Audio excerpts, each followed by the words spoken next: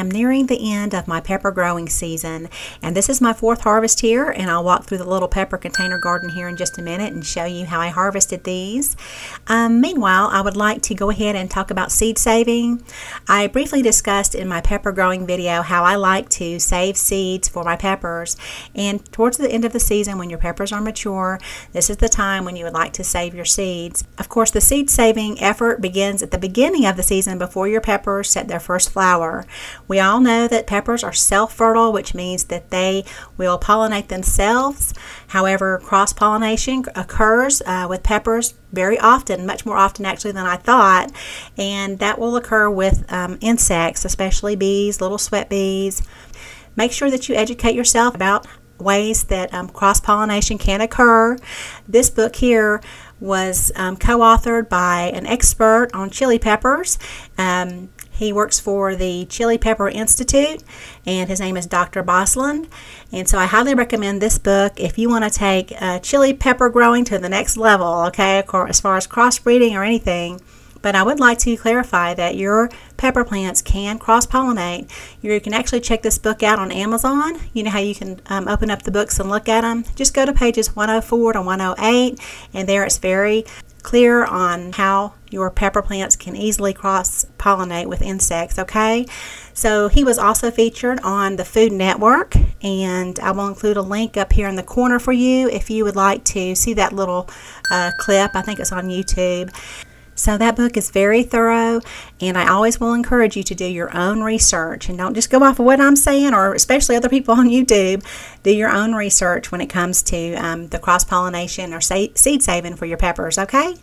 Now let's head down to the garden here. This is the Thai yellow plant, and it is wilting over. I wanted to show you what it looks like when they've dried out if I haven't given them water in about 2 days.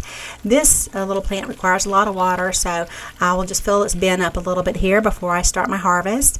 And so this is the Havasu pepper, and I've already showed you how I harvest this. Now we've got some nice red peppers coming on. It looks like it might be starting to show some signs of disease on it.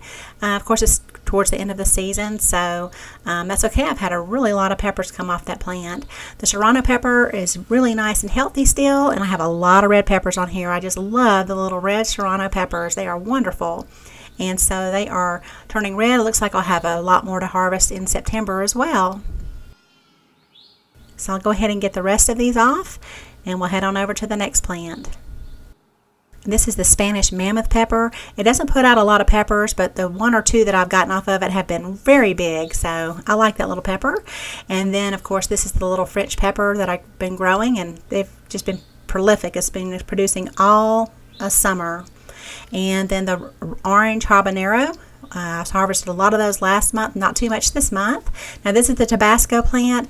It has so many peppers on it, but it's a very tedious process to clip these off because I like to get the little green end on it, and so I'm going to come back and get these later.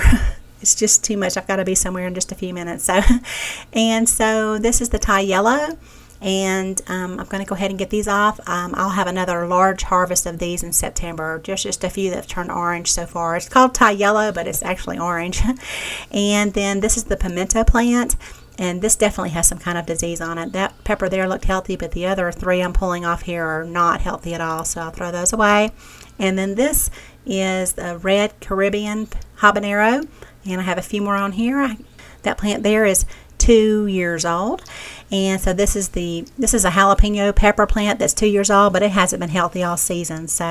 But this is my healthy jalapeno plant, and these are the mammoth jalapenos. They've been doing great.